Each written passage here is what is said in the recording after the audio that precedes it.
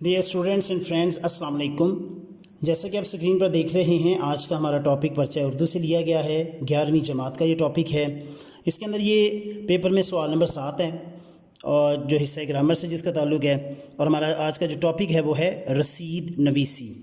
तो हम देखेंगे कि रसीद नवीसी जो है इसकी नंबर कितने हैं, इसके लिए करने के लिए वक्त कितना दरकार है, और इसके साथ हम देखेंगे इसका मानी क्या है और इसको करने के लिए हदायत क्या हैं, प्लस इसकी जो प्रॉपर प्रेजेंटेशन है वो क्या है।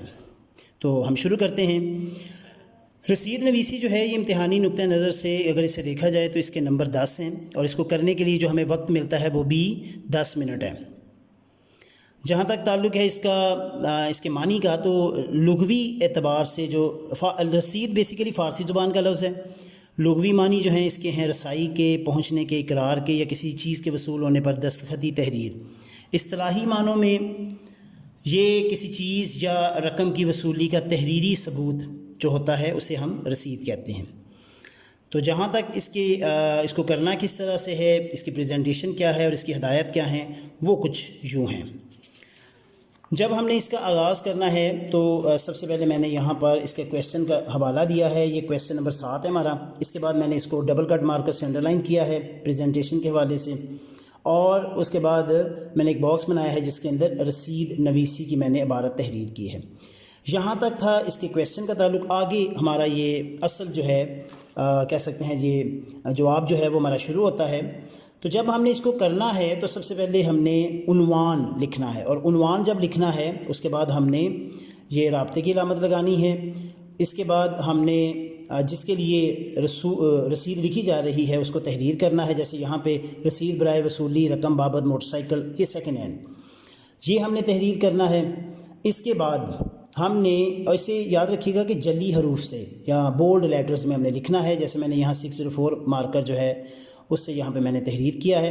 इसके बाद मैंने, क्योंकि ये इसका जो कट है वो थोड़ा मोटा होता है, इसलिए मैंने एक लाइन छोड़ी है यहाँ पे। इसके बाद मैंने लिखा है इसके पेज के सेंटर में आपने लिखना है बाइसे तहरीर आन का। अब ये बाइसे तहरीर आन का क्या है? ये एक फ़ारसी ज़ुबान का कलमा है जिसका मतलब है कि इस तहरीर के लिखने की वजह या सबब ये है। अब ये यहाँ पर हमने इसको हेडिंग देने के बाद हमने आ जाना है नफ्से मज़मून पर। तो नफ्से मज़मून जो है, नफ्से मज़मून का तरीक़ाकार सभी के लिए सेम होगा।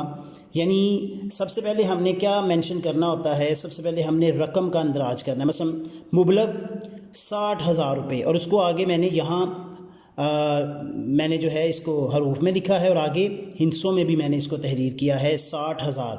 आप 60,000 इसको ये मैंने उसमें लिखा है इंग्लिश में, ये रोमन में लिखा है। आप इसको उर्दू में भी, जैसे ये तहरीर है उर्दू के कह सकते हैं हरूफ में भी लिख सकते हैं इसको।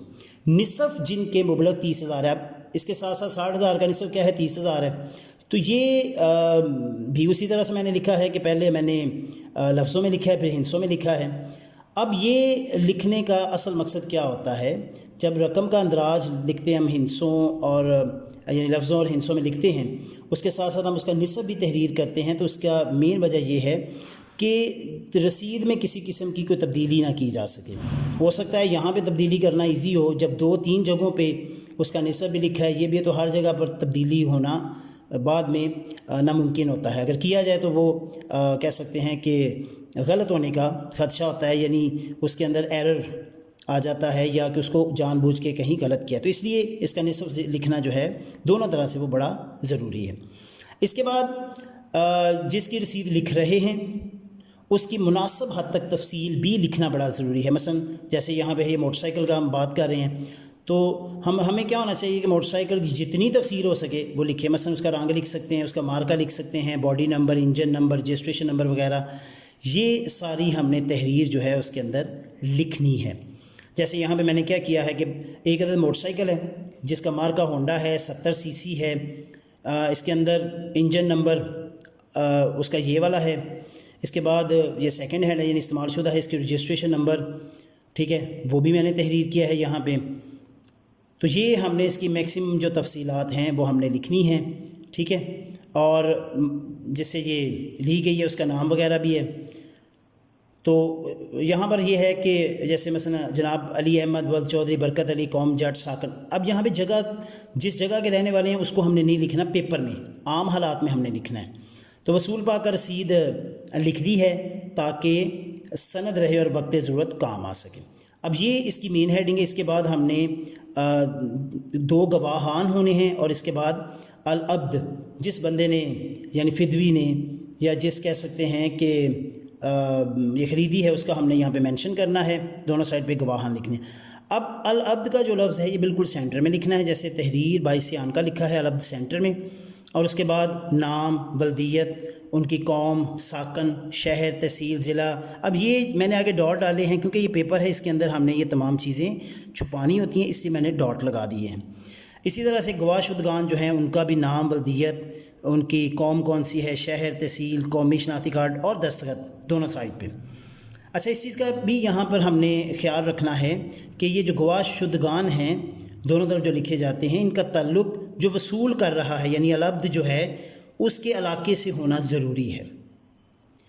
आखिर में हमने क्या करना है कि आखिर में हमने तारीख़ लिखनी है कि जिस तारीख़ को ये लिखी गई है, मसलन आज की तारीख़ है 21, तो 21 लिखने के बाद मैंने आगे ख़त्मा की अलामत लगाई है 21 सितंबर, और फिर मैंने आगे साल लिखा है और आखिर में मैंने ईस्वी के जो है वो ऐन लिख दिया है।